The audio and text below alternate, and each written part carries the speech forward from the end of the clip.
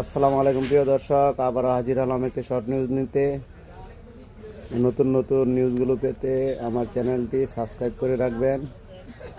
Social মিডিয়ায় একটি ব্যাপার এখন ভাইরাল হচ্ছে। আমি কয়েকটা ভিডিও দেখলাম।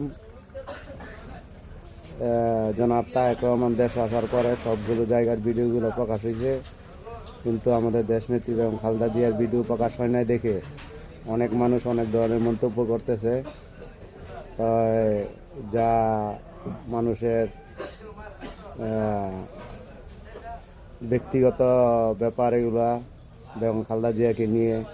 কারণ তারেক জিয়া আসার পরে সবগুলো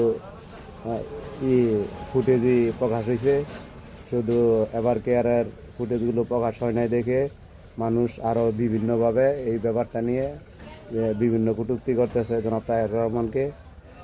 আমিও আশা করি যে আমাদের দেশনেত্রী এবং খালেদা জিয়ার শারীরিক অবস্থা এবং ওনার বর্তমান পরিস্থিতি আমাদেরকে জানাবে এবং বিভিন্ন ধরনের কটূক্তি থেকে দল এবং নিজেকে রক্ষা করবে।